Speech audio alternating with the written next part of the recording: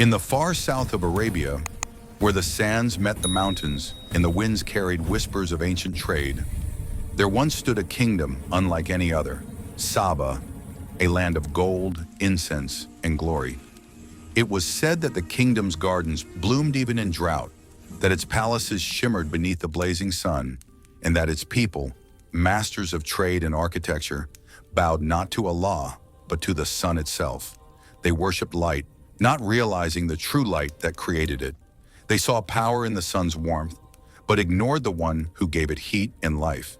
In the heart of this empire ruled a woman, wise, fearless, and unmatched in intellect. Her name was Bilqis, Queen of Saba. She was not born of ordinary circumstance. Legends whispered that her mother was a jinn, that her beauty and mind came from both worlds, human and unseen. But truth, as always, is purer than myth. Bilqis was no child of magic. She was the child of destiny, a woman chosen by history to meet one of Allah's mightiest prophets. Her rule began after years of chaos. When her father, the former king, was betrayed and slain, the kingdom trembled on the edge of collapse. But Bilqis, young, untested, yet unshaken, rose to lead. She calmed the tribes, rebuilt the army, and restored order to the throne. Her council, though filled with old men of pride, could not deny the precision of her mind. She listened before she spoke. She ruled with wisdom, not impulse. And above all, she believed power must be guided by intellect. Yet for all her brilliance, her heart still bowed to the wrong God. Far away, hundreds of miles to the north, in the blessed lands of Jerusalem, there ruled another monarch. But his throne was not raised by ambition. It was granted by revelation. His court was not filled by men alone. It was shared with birds, beasts, and jinn.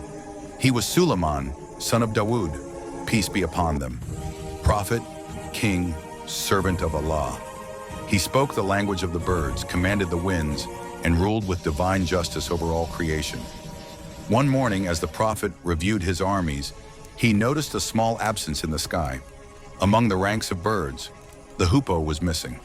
Soon the small bird returned, its wings heavy with a message that would change the course of kingdoms. It landed before Sulaiman and said, "I have come from Saba with certain news. I found there a woman ruling over them. She has been given all things and she has a magnificent throne. But I found her and her people prostrating to the sun instead of Allah." Quran 27:22-24. A woman ruler, a nation of sun worshippers, a throne of gold and pride. Sulaiman, peace be upon him, was not angered. He was moved by duty, for a prophet does not seek conquest. He seeks guidance for those astray. So he took up his pen and wrote a letter unlike any written by a king. A message not of war, but of invitation. A call not to surrender to men, but to submit to Allah. And so the message began its journey, over sands, over kingdoms, from a prophet of God to a queen of men, unaware that her next sunrise would bring not just a letter, but a test that would reveal the truth of her soul. Before we continue to the next chapter, if this journey has moved you, don't forget to like, share, and subscribe to spread this knowledge far and wide.